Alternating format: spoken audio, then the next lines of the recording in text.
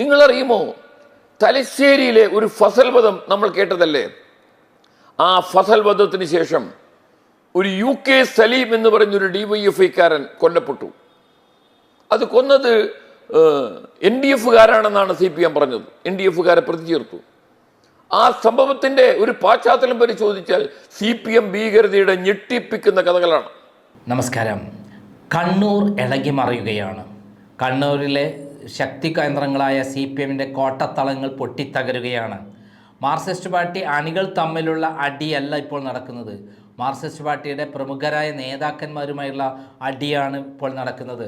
3 ഗ്രൂപ്പുകളായിട്ടാണ് ഇപ്പോൾ അടി നടക്കുന്നത്. അതിലെ ഒന്നാം സ്ഥാനം എന്ന് പറയുന്നത് P ജയരാജനാണ്.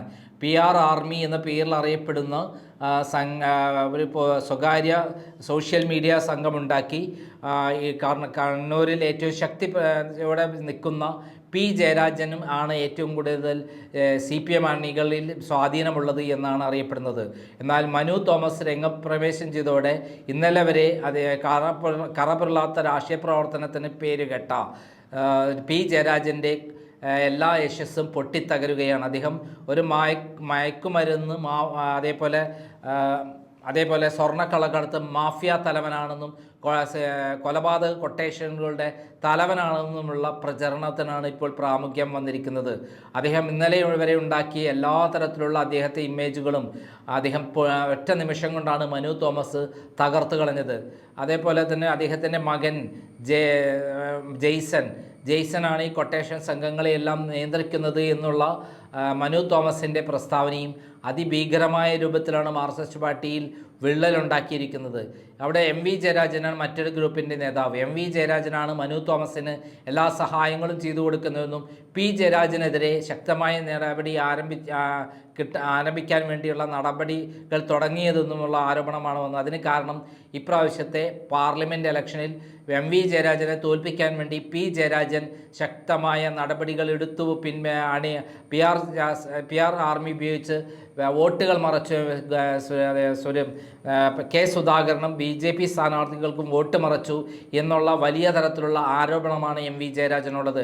MV ജയരാജൻ 1 ലക്ഷത്തിന് മേലെയുള്ള വോട്ടിനാണ് K സുധാകരനോട് തോറ്റത്. എല്ലാ മണ്ഡലങ്ങളിലും വൻ ഭൂരിപക്ഷത്തിനാണ് K സുധാകരൻ വിജയിച്ചത്.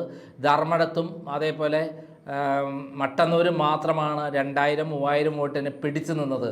അവിടെയാകട്ടെ കഴിഞ്ഞ തവണ നിയമസഭാ ഇലക്ഷനിൽ പിണറായി വിജയന് 58,000 വോട്ടിൻ്റെ ഭൂരിപക്ഷം ഉണ്ടായിരുന്ന ധർമ്മടത്ത് 62,000-ഓളം വോട്ടിൻ്റെ ഭൂരിപക്ഷം ഉണ്ടായി ശൈലജ ടീച്ചർക്ക്. ഈ 2 സ്ഥലങ്ങളിലും കൂടെ 1,20,000 വോട്ടിൻ്റെ ഭൂരിപക്ഷം ഉണ്ടായിരിക്കെ അവിടെ വെറും 4,000-5,000 വോട്ടിൻ്റെ ഭൂരിപക്ഷം മാത്രമാണ് MV ജയരാജന് കിട്ടിയത്. ബാക്കി എല്ലാ സ്ഥലങ്ങളിലും അതിദയനീയമായ പരാജയമാണ് MV ജയരാജന് വന്നത്. അതിന് കാരണം ഈ PR ആർമിയും P ജയരാജനും പിന്നിൽ നിന്ന് കുത്തിയതാണെന്നുള്ള അദ്ദേഹത്തിന് കിട്ടിയ വിവരങ്ങളാണ് ഇതിനെല്ലാം കാരണമായി തീർന്നിട്ടുള്ളത്. ഇതിനിടയിലാണ് ഈ PR ആർമിയുമായിട്ടും അതേപോലെ ജെയ്സനുമായിട്ടും P ജയരാജുമായിട്ടും അടുത്ത ബന്ധമുണ്ട്. TP ചന്ദ്രശേഖരൻ വധത്തിലെ കേസിലെയും ഷുഹൈബ് വധക്കേസിലെ പ്രതികൾക്കുമുണ്ടെന്നുള്ള വിവരങ്ങളാണ് ഏറ്റവും പുറത്തു വന്നത്. പിണറായി വിജയനെ പോലെ തന്നെ P ജയരാജനും അന്ന് ഈ ഓപ്പറേഷനിൽ പങ്കെടുത്തിട്ടുണ്ട് എന്നുള്ള വിവരങ്ങൾ അന്നേ പുറത്തു വന്നിട്ടുള്ളതാണ്. എന്തായാലും ഇപ്പോൾ കണ്ണൂർ ആകെ ഇളകി മറിഞ്ഞിരിക്കുന്നു എന്നുള്ളതാണ് സത്യം. ഇതിനെക്കുറിച്ച് ഇന്നലെ ആസഫ് അലി വളരെ ഡീറ്റെയിൽ ആയിട്ട് വ്യക്തമായ ചില രേഖകൾ സഹിതം പറഞ്ഞ കാര്യങ്ങൾ ഞെട്ടിക്കുന്നതാണ്. അതായത് ഇതിൽ അന്താരാഷ്ട്ര ലെവലിൽ ഇവർക്ക് ബന്ധങ്ങളുണ്ട്. കേരളത്തിൽ മാത്രമല്ല പുറമേയും ഈ മാഫിയ സംഘങ്ങൾക്ക് ബന്ധമുണ്ട്. ഈ കൊട്ടേഷൻ സംഘങ്ങൾക്ക് കൃത്യമായിട്ട് P ജയരാജനുമായിട്ടും പിണറായി വിജയനുമായിട്ടും ബന്ധമുണ്ട് എന്നുള്ള ഞെട്ടിക്കുന്ന വിവരങ്ങളാണ് അദ്ദേഹം പറഞ്ഞത്. അദ്ദേഹം ഇന്നലെ ഏഷ്യാനെറ്റിൽ പറഞ്ഞ കാര്യങ്ങൾ നമുക്കൊന്ന് കേൾക്കാം.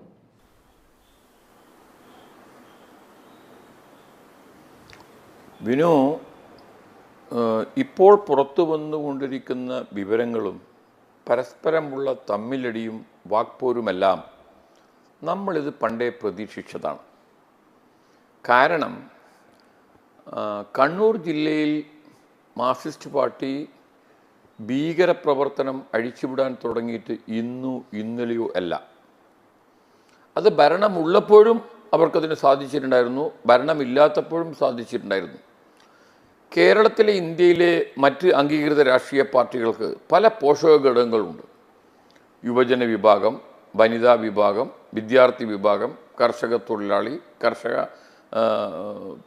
മറ്റ് കൃഷിക്കാരുടെ ഗ്യാങ്. പക്ഷേ കേരളത്തിലെ പ്രത്യേകിച്ച് കണ്ണൂരിലെ മാർക്സിസ്റ്റ് പാർട്ടിക്ക് അവരുടെ ഒരു പോഷക ഘടകമായി അവർ വളർത്തിക്കൊണ്ടുവന്നിരിക്കുന്ന ഒരു വിഭാഗമാണ് ബോംബ് നിർമ്മാണം. ഈ രാഷ്ട്രീയ സംഘടനകൾക്ക് വേണ്ടി നേതൃത്വം നൽകുന്ന കൊട്ടേഷൻ ഗ്യാങ്. ഞാനിത് വെറുതെ പറയുകയല്ല. എൻ്റെ കയ്യിൽ 2017 കണ്ണൂർ ജില്ലാ സൂപ്രണ്ടിൻ്റെ ഓഫീസിൽ നിന്ന് കിട്ടിയ ഒരു വിവരാവകാശ ഡീറ്റെയിൽസ് ഉണ്ട്. മാർക്സിസ്റ്റ് പാർട്ടി മാത്രമല്ല, ഒരു പരിധിവരെ BJPയും അതിൽ തുല്യ പങ്കുണ്ട്.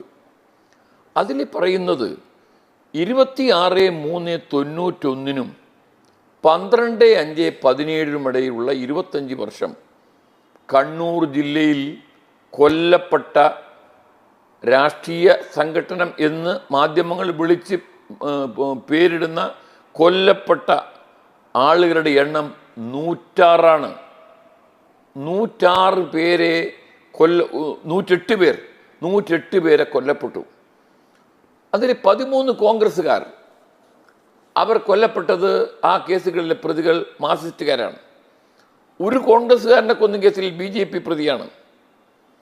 41 RSS BJP പ്രവർത്തകന്മാരെ കൊന്ന കേസിൽ CPM പ്രതികളാണ്.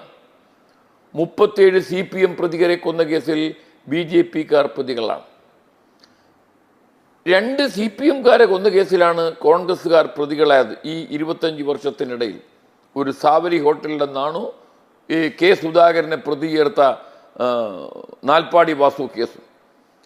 ഈ അടുത്ത ഒരു 4-5 കൊല്ലമായി ഇവരുടെ ഈ ക്രിമിനൽ ആക്ടിവിറ്റീസിൻ്റെ സ്റ്റൈല് മൊത്തം മാറി. കാരണം ഈ കൊലപാതകം ചെയ്യുന്ന ആളുകൾക്ക് പാർട്ടിയുടെ, ഇപ്പോൾ പ്രതിപക്ഷ നേതാവ് പറഞ്ഞതുപോലെ, പാർട്ടിയുടെ പരിപൂർണ പരിരക്ഷ ലഭിക്കുന്നു. എവിടെ മുതൽ? ബോംബ് നിർമ്മാണം മുതൽ, ആയുധ നിർമ്മാണം മുതൽ, അവസാനം ജയിലിലെത്തിയാൽ ശിക്ഷ ഇളവ് ചെയ്യുന്ന ഘട്ടം വരെ. അപ്പോൾ പാർട്ടിക്ക് വേണ്ടി എന്തും ചെയ്തു കൊടുക്കാം. നിങ്ങളറിയുമോ, തലശ്ശേരിയിലെ ഒരു ഫസൽ വധം നമ്മൾ കേട്ടതല്ലേ? ആ ഫസൽ വധത്തിന് ശേഷം ഒരു UK സലീം എന്ന് പറഞ്ഞൊരു DYFIക്കാരൻ കൊല്ലപ്പെട്ടു. അത് കൊന്നത് NDFകാരാണെന്നാണ് CPM പറഞ്ഞത്. NDFകാരെ പ്രതി ചേർത്തു. ആ സംഭവത്തിൻ്റെ ഒരു പശ്ചാത്തലം പരിശോധിച്ചാൽ CPM ഭീകരതയുടെ ഞെട്ടിപ്പിക്കുന്ന കഥകളാണ്.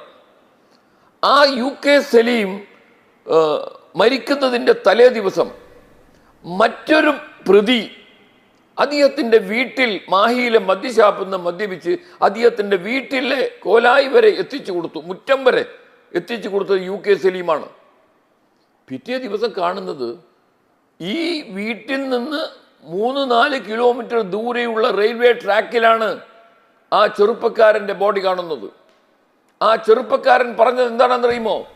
അദ്ദേഹം മാഹിയിലെ മദ്യഷാപ്പിൽ നിന്ന് വിളിച്ചു പറഞ്ഞു, ഫസൽ വധ കേസിലെ കൊലയാളികൾ ആരാണെന്ന് എനിക്കറിയാം.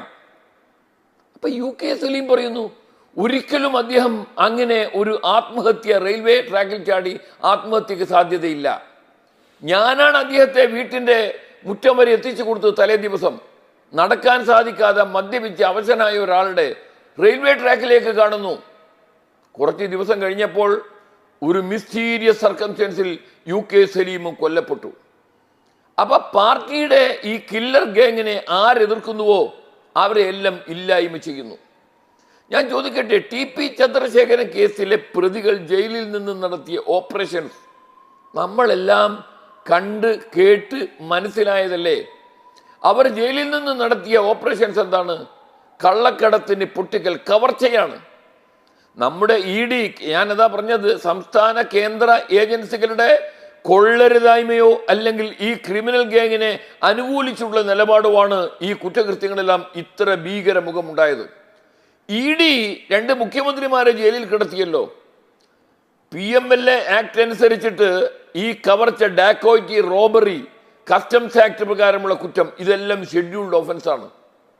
എന്തേ ഈ TP ചന്ദ്രശേഖരൻ കേസിലെ പ്രതികളെയും അവർക്ക് സഹായം ചെയ്യുന്നവരെയും അതിൻ്റെ മുതലുകൾ കൈവശം വെച്ചവരെയും എന്ത് ഇഡിക്ക് അവരെ പേരിൽ നടപടിയെടുക്കാൻ കഴിയാത്തത്? നാളെ കണ്ണൂർ DCC കണ്ണൂർ കലക്ടറേറ്റിന്റെ മുമ്പിൽ ഒരു ജനകീയ സദസ്സ് വിളിച്ചു വരുത്തുകയാണ്. എന്താ കാരണം എന്നറിയുമോ? ഈ കള്ളക്കടത്ത് കേസിലെല്ലാം പ്രതികളായ ആളുകൾക്ക് പോലീസിന്റെ പരിരക്ഷ, ആ കേസുകളെല്ലാം തേച്ചുമായ്ച്ചു കഴിയുന്നു. അതൊരു കേന്ദ്ര ഏജൻസി അന്വേഷിക്കണം. ഞാൻ ചോദിക്കട്ടെ, ഇത് ഒരു CPM-നെ ബാധിക്കുന്ന വിഷയമാണോ? സാധാരണ ജനജീവിതത്തെ മുഴുവനും താറുമാറാക്കുന്ന രീതിയിൽ ഒരു ക്രിമിനൽ ഗാങ്, ഒരു കില്ലർ ഗാങ് അവരാളുകളെ കൊല്ലുന്ന രംഗം മാറി. അതിൽ നിന്ന് വ്യത്യസ്തമായി ഈ ആക്രമ ഭീഷണി ഉയർത്തി സാമ്പത്തിക നേട്ടമുണ്ടാക്കുന്നു, കള്ളക്കടത്ത് നടത്തുന്നു, ആളുകളെ ഭീഷണി പറഞ്ഞ് പല മധ്യസ്ഥത്തിലും അവർ പങ്കുവഹിക്കുന്നു. ഈ കേസിലെ പ്രതികൾ നാട്ടിലെത്തുമ്പോഴേക്ക് ക്യൂ ആണ് ആളുകൾ പണവുമായി. കാരണം എന്ത് പറഞ്ഞാലും ആരാ വിളിക്കുന്നത്? TP കേസിലെ പ്രതിയാണ് വിളിക്കുന്നത്. ഇങ്ങനെ ഇത്രയും വലിയ ഭീകരന്മാർക്ക് ഒരു മഹത്വവൽക്കരിക്കുന്ന ഒരു സമീപനം നമ്മുടെ സംസ്ഥാനത്തുണ്ടാവുന്നത് ഭരണകക്ഷിയാണ് അതിന് ഉത്തരവാദിപ്പെടുത്ത പോലീസ് സംവിധാനമാണ്. ഇപ്പോൾ ചില കാര്യങ്ങൾ പുറത്തു പറയാൻ തുടങ്ങി. പോലീസ് പ്രൊട്ടക്ഷൻ കൊടുത്തിരിക്കുകയാണ് മനുവിന്. ഇനിയും ഈ മനു തോമസ് പറഞ്ഞിരിക്കുന്ന വിവരങ്ങൾ മാത്രം പരിശോധിച്ചാൽ പോലീസിന് കേസെടുക്കാം. മുമ്പ് നടന്ന പല കുറ്റകൃത്യങ്ങളുടെയും തുടർച്ചയുടെ ഗൂഢാലോചനയുടെ ക്ലൂ ആണ് മനു തോമസിന്റെ മൊഴിയിൽ നിന്ന് പുറത്തു വരുന്നത്. ആ മൊഴി, അതാ ഞാൻ നേരത്തെ പറഞ്ഞത്, ആകാശ് തില്ലങ്കേരി പുറത്തുവിട്ടിരിക്കുന്ന വിവരങ്ങൾ എന്തായിരുന്നു? പല കുറ്റകൃത്യങ്ങളുടെയും ക്ലൂ ആയിരുന്നു. അതുപോലെ പ്രധാനപ്പെട്ട ഹാർഡ് കോർ ക്രിമിനൽസ് അവർ പാർട്ടിയുമായി തെറ്റുമ്പോൾ അവർ ചില കാര്യങ്ങൾ പുറത്തുവിടുന്നു. അപ്പോൾ നമ്മുടെ ക്രിമിനൽ ഇൻവെസ്റ്റിഗേഷൻ ഏജൻസി പോലീസ് അവർക്ക് ഇതിനെല്ലാം നോക്കി നിന്ന് ഒന്നും അറിയാത്ത രീതിയിൽ നിൽക്കാൻ സാധിക്കുമോ? അതുകൊണ്ട് ഞാൻ പറയുന്നു, സംസ്ഥാനം ഭരിക്കുന്ന ഭരണകക്ഷി അവരുടെ ഒരു പോഷക ഘടകമായി ഈ ക്രിമിനൽ കില്ലർ ഗാങ്ങിനെയും ആ കില്ലർ ഗാങ് നടത്തുന്ന ഭീകരകൃത്യങ്ങളെയും പരിപോഷിക്കുന്നതാണ് കേരളം ഇന്ന് നേരിടുന്ന ഏറ്റവും വലിയ വിഷയം. ബോംബ് നിർമ്മാണത്തെ കുറിച്ച് നമ്മൾ പറഞ്ഞില്ലേ? ബോംബ് നിർമ്മാണത്തിനിടയിൽ മരിച്ചു എന്ന് പറയുന്നത് ആരാണ്?